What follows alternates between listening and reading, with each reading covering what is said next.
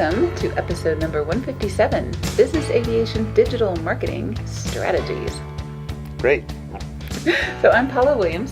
I'm John Williams. And we are ABCI, and ABCI's mission is to help all you ladies and gentlemen out there sell more products and services in the aviation world. Absolutely. So this episode is brought to you by our digital marketing product. And that's one of our full service products where we do this for you. So if you go through this episode and think, this is all very nice, but it sounds like a heck of a lot of work, this product is for you. Right. And, there are some things that you can do that will probably make some improvements. So this will be an episode that you're going to enjoy, even if you make a small improvement. But if you want to make a big improvement or want us to do all the work for you, we can do that. We can do that, right? So our digital marketing product, we get into the weeds of all of this and figure out what digital marketing tools and strategies would work best for your strategy, goal, and audience. We also make sure that you're in control of it. You're not going to lose control of your brand or anything else because we have an approval management process to make sure that you're in the driver's seat. Yep. As much as you want to be. And you can do anything you want with the stuff after we make it for you. Absolutely. And it all becomes your intellectual property. It's work for hire, right? Of course. Okay. And then we also do monthly reports and have office hours where we go over it with you and answer any questions you have. So you're not just throwing money over the wall and hoping for the best, right? Yep. Okay, so we talked about this last week, but in case this is your first episode with us, welcome. But there are three really vital keys to a campaign. A campaign can be thought of as a triangle or a three-legged stool. The three elements are the list, the offer, and the presentation. So most folks, I think when they first start getting into digital marketing, they don't think in terms of campaigns. They just start doing stuff. Right. Right? So that's not a good thing to do. It's what we call random acts of marketing, right? And once in a while you might get lucky, but it's not worth the cost to get lucky. Right. We want digital marketing to be just as well thought out and deliberate as any marketing effort. And exactly. Any marketing effort that is worth its salt is a campaign. And any campaign that is worth its salt has these three elements, right? Mm-hmm. A list, an offer, and a presentation. Absolutely. Okay. So if you have tried dabbling in, and a lot of us have. Is that a technical term? Dabbling, yeah. If you have dabbled in digital marketing and not been satisfied with your results, chances are one of these things are missing. One of these things was missing, or you didn't think in terms of campaigns at all. You were just sort of mucking around, which is fine. I mean, there's nothing wrong with that as long as you're not using money you need for food, clothing, shelter, running your business, right? Our salaries. Or paying your people, exactly. Don't gamble with the payroll. So it's fine to experiment, but if you are really doing marketing, you really want to make sure that you're working in campaigns. We also talked last week about strategies, short-term and long-term strategies. Every healthy business has both. Some short-term strategies that are bringing money in the door immediately, and some long-term strategies that are building future business. And in aviation, we have a long cycle, which means things that we are doing today will bring us money 8 months from now, and we have to understand that's the nature of... Even after you've decided to buy an aircraft, most of the time you can't get it done in less than 6 or 8 weeks. Right? Exactly. It's just too much to do. And nobody makes decisions instantly, where aviation includes a lot of business-to-business situations where there's a lot of people involved in a situation. There's regulations, there's budgets, there's approvals, there's all kinds of things that we have to deal with that make things long-term. Yep. So, thing number one, often we need to think more long-term, and thing number two is we need to have a good mix of short-term and long-term. So, we're going to talk about some short-term and long-term digital strategies today. Okay. So first, short-term digital strategies. These are the things that work best in the shortest amount of time. And this is often what people look to digital marketing for because it's really good at it if you do it right. right? So Facebook targeting, social media ads, and we're going to talk more about each of these as we go forward. Twitter, Instagram, WhatsApp, Periscope, God knows what all the latest thing is, right? The latest thing the kids are using, pay-per-click or PPC or AdWords or whatever you call that. Yep, however you want to talk about it. And retargeted ads. So those are the things that manage a short-term return. If you do them correctly, you're going to have a pretty short-term return. They stop working the instant you stop doing them. Or stop paying. Or stop paying, exactly. But they do bring money in the door quickly if you do them correctly. Correct. Okay. There are some long-term strategies involved with digital marketing, and these are ones that people tend not to think of as much. Mm-hmm. But they are just as powerful, or even more so. Exactly. And you want to have a good mix in your business of short and long-term strategies. So this is one of the things we talk about when we first do a digital consultation with people is let's make sure we've got some short-term and long-term strategies in place for you. As much as we hate it. Go ahead, hit the button. Hit the button? Okay. As much as we hate it, this works. It does. Search engine optimization is our number one. Well, search engine optimization combined with the content that we optimize, such as this podcast, for example. Mm-hmm. And the way that you may have found this podcast may have been searching for digital marketing strategies, right? Yeah, I mean, this search engine optimization is painful, tedious. Pick a adjective if you like. Why don't you tell us how you really feel? This is not your favorite thing, right? No, but it's necessary. And it does work. And it works. Exactly.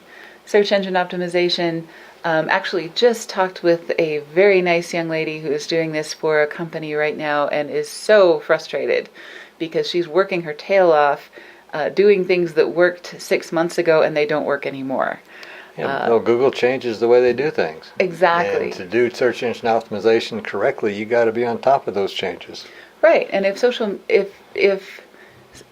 engine optimization or if marketing and digital marketing isn't the only hat you wear, often you'll lose track of an update that Google makes.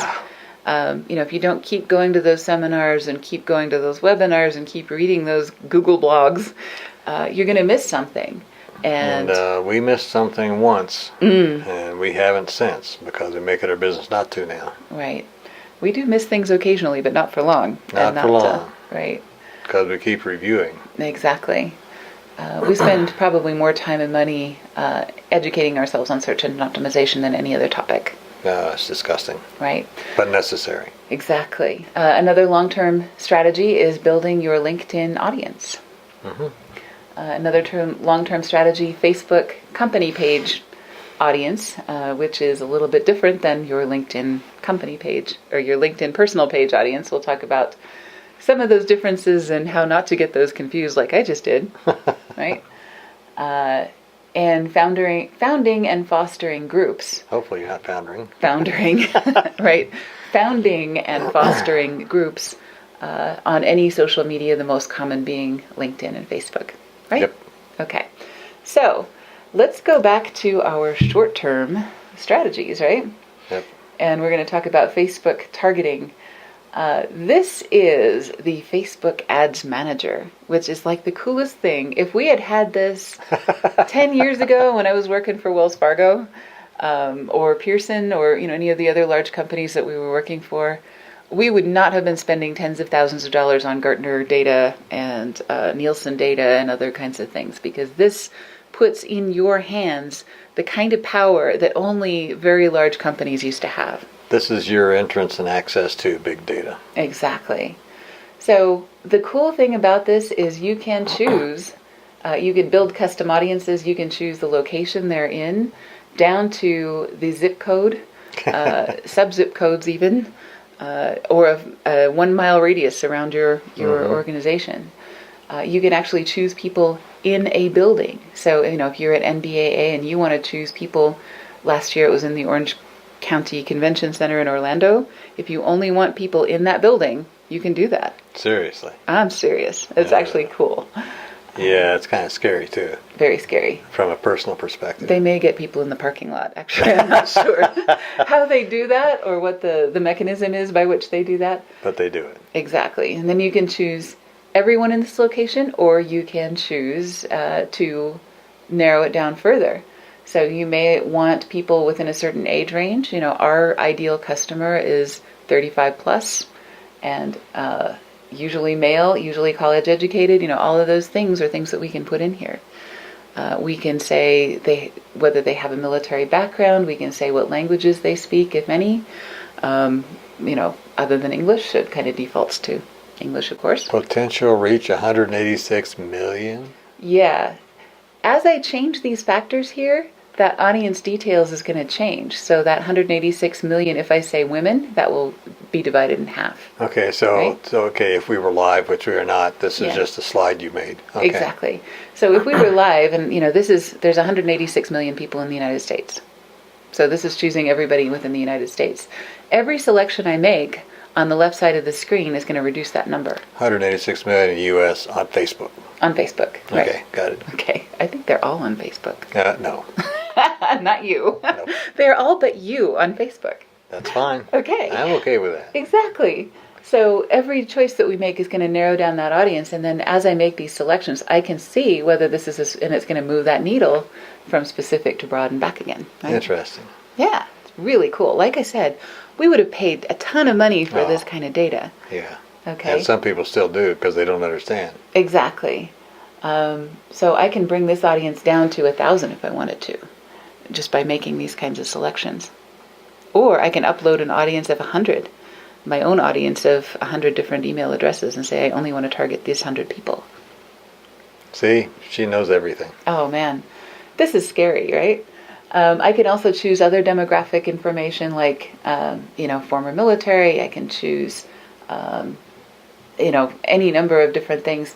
I can choose interests. So, maybe they like the NBAA page. I only want people who are on Facebook and that have liked the NBAA Facebook page. Most of those interests are tied to their behavior on Facebook. Other behaviors like how much time they spend online, how much money they spend, how much money they've spent on their house, what kind of car they drive, any number of things here. Do they know what color their car is? I haven't looked for that. I was kidding. Okay. I don't know, but it is really frightening, and it's really amazing the way that this can be used. This is like day trading, right? It's really easy to spend a lot of money on Facebook ads because you feel like you have so much control. But if you are not in the business and if you're not on top of it all the time, you could be spending a lot of money without realizing it on an audience that is not likely to. Yeah, I've seen some of our Facebook bills. Mm-hmm. Oh yeah, we spend a ton of money on Facebook. Uh-huh. But it is all worth it because we have a list, an offer, and a presentation, right? Precisely. We've thought it through.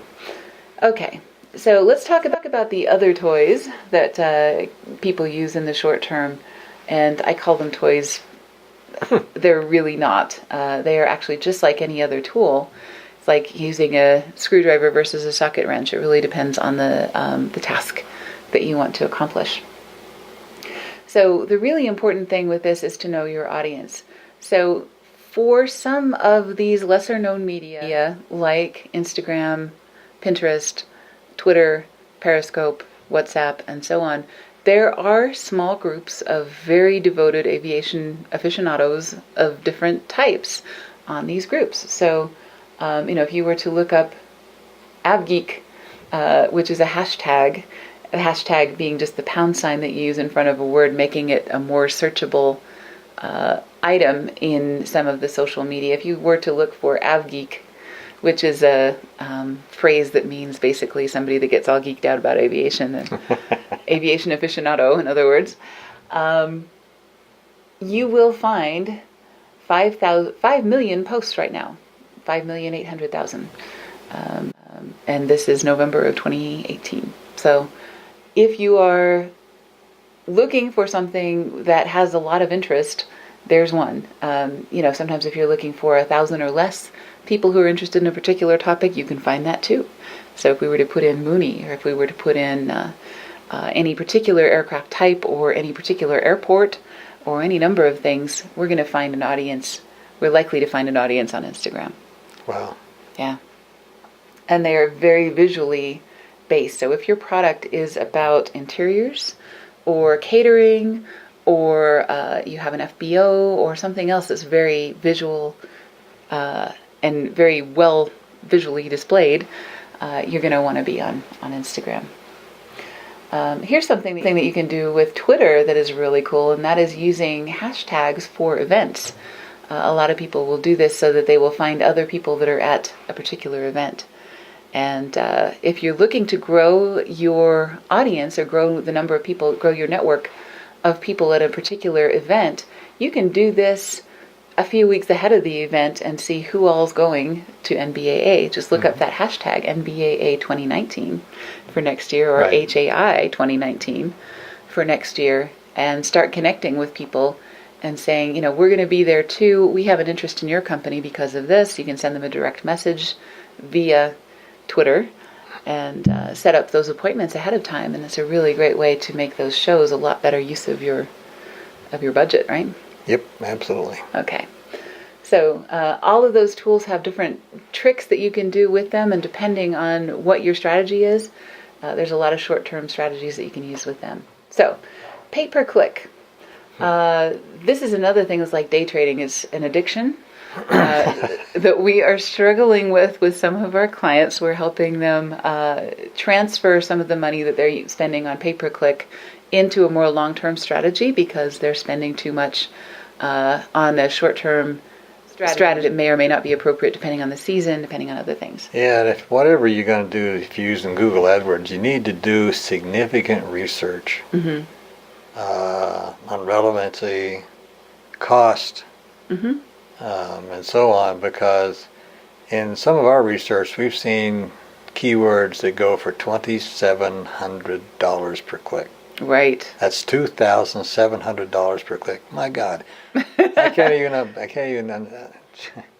Who would do that? Right. You better know your numbers if you're spending that much. You better know your numbers. You better know your turn rate on each of those clicks, and you better be making a ton of money on every sale. And you got to have a high-end product. Right. And if that's all the case and you know what you're doing, then more power Right? to you. Absolutely. But a lot of people end up losing a lot of money really quickly on Google AdWords because it seems so easy, and it's only $5 a click, or and that's the more common thing in the aviation niches, is usually $3, $4, $5 a click for some of these keywords. But it adds up really quickly, and you can run out your budget pretty fast. And often there are more efficient ways to use that amount of money. What it is good for, and what we highly recommend AdWords and Facebook targeted ads for, is things that are perishable, right? So events, you have to get butts in seats, or your return on investment for that event goes down. So in that case, it's worth the money to do the advertising this way. Empty legs, you got to sell it by a certain date, or you don't make any money on it. Right. Those are really good reasons to use Google AdWords or Facebook targeted ads and things like that are the short-term strategies. So it is a very powerful tool. It is also a very addictive tool, and it is a lot more complex than it used to be. So some folks that, I would say 5 years ago, if you didn't know what you were doing, you could spend an afternoon puttering around in Google AdWords and probably do a pretty good job. Nowadays, that's not necessarily the case because it's gotten a lot more competitive and a lot more complex. Shoot, I mean, you want $1,500 monthly budget on this, and at $3 a click, you run through that in the first 3 days of the month if you got anybody looking. Right, exactly. And in some cases, we've found that people have this set wrong, and they have people going to their homepage instead of going to a landing page or something where they can actually buy something. So, they're losing a lot of money because of a wrong setting or something that's not set up correctly. Exactly. Okay. Cool. Retargeted ads. This is also a short-term strategy. And this is great for recapturing interest. We've all walked away from our computer at one time or another and said, what was I doing? Because we get distracted by a phone call or the FAA walking in, and any number of things that we need to take care of. What retargeted ads do is they take those distracted people and represent what they were looking at before. So these are people that have been to your website and then they wander away for whatever reason. And then they see the ad show up that's on your website. Yeah, and then they see the ad later when they are on the Wall Street Journal or some other website. This has the best ROI of any of the short-term strategies because they are people that are already targeted. They've already been to your website. They are most likely to want to do business with you to begin with, right? So this is the way it works. Basically, they come to your site and they leave without buying, right? And then they go off to another website of some sort, and they're going to see a little ad for your website off in the corner and go, wow, that was exactly what I was looking at. That same component or those same pair of shoes. How did they know I was looking at that? Right, and then you click on that and it takes them back to your website in a very convenient way, right? Yep. Okay, so retargeted ads, very cool technology, kind of creepy, but from this side of the desk it looks really cool. That's right, and it works. Okay. All right, so those are the short-term strategies. Let's talk about the long-term strategies. So SEO, the downside of SEO is that anything you do for search engine optimization is going to take 90 plus days for full effect. Yep. Okay. Which makes it even more disgusting. Right. But it is the longest lasting form of digital marketing. Yes, it is. And we prove that every day. Right. Some of the content that we wrote in 2010, or even before that, I think 2009, we have articles out there that are still getting hits. Lots of them. Right. So it is now 2018. So, almost 10 years later, and we're still realizing benefits from work that we did 10 years ago. There is no other digital media that does that for you. No.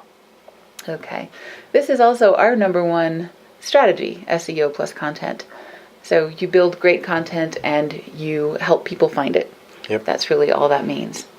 And the way that you do that is by optimizing pages with that content on them so that people will find them when they search Google or some other method. And you have to really be careful to follow the rules to make it work. Exactly. Right. So, okay, LinkedIn Network. This is a great thing that you can do yourself. SEO, usually you need to seek professional help.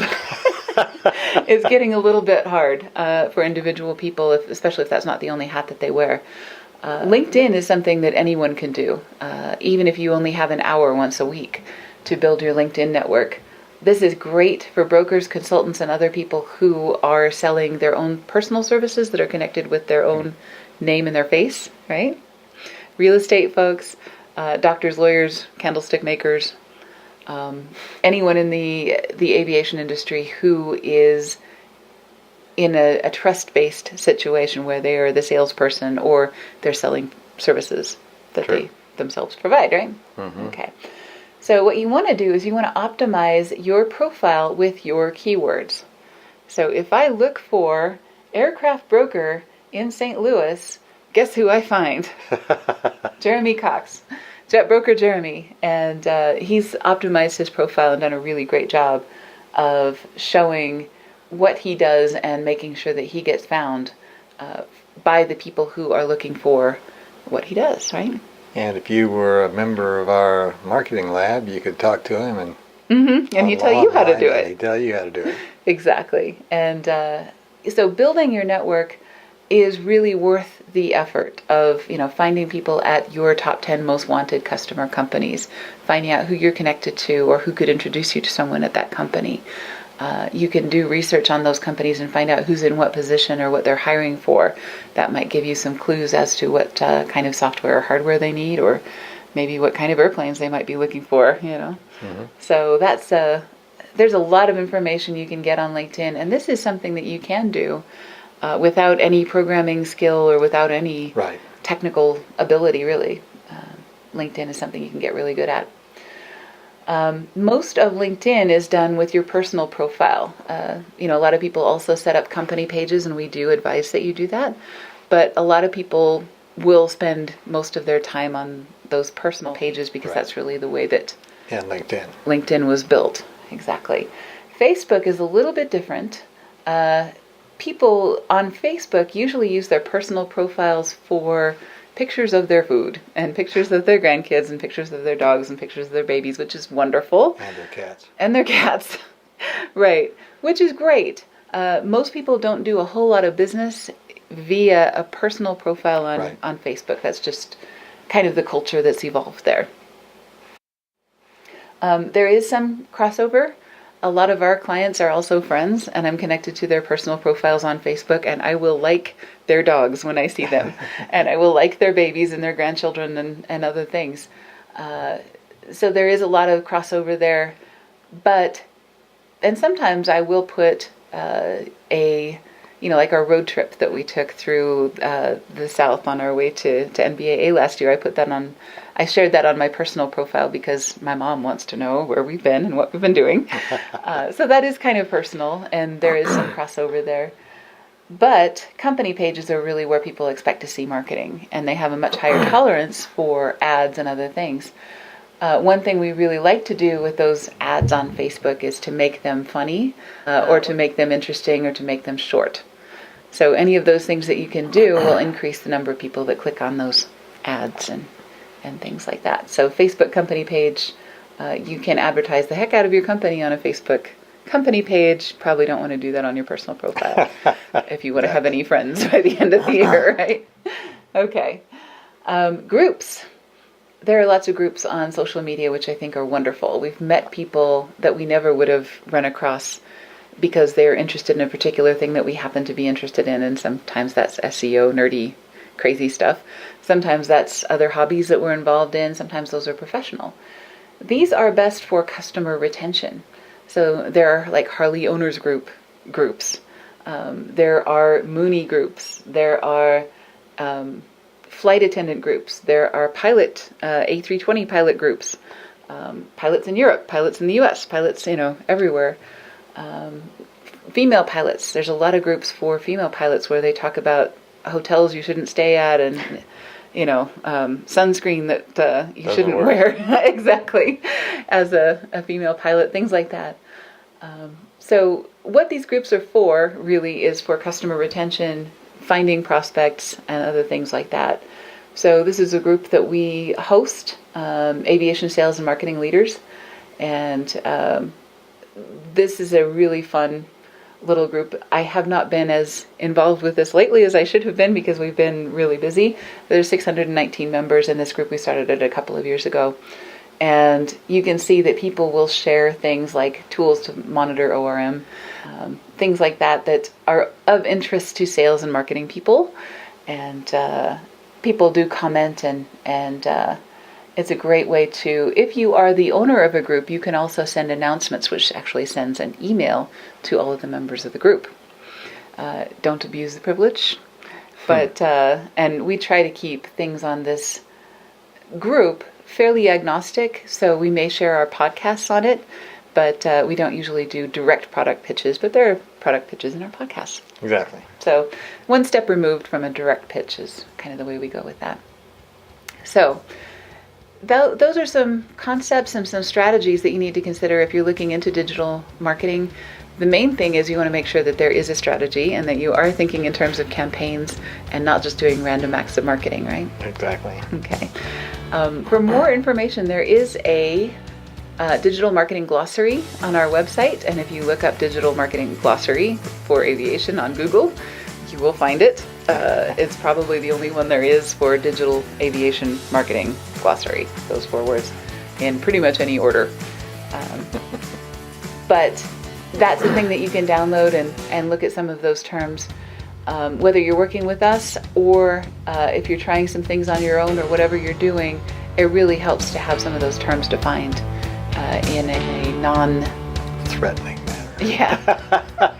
Or at least non-partisan manner, because True. There are companies that will push one strategy over another.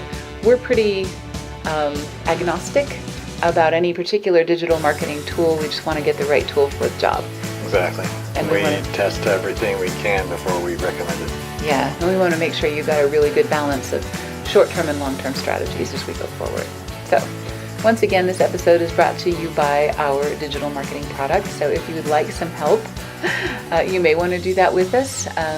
We have a minimum 6-month commitment with that, but 6 months with us, you may decide that you find out a lot of things that you didn't know, or make that a whole lot more effective than it used to be.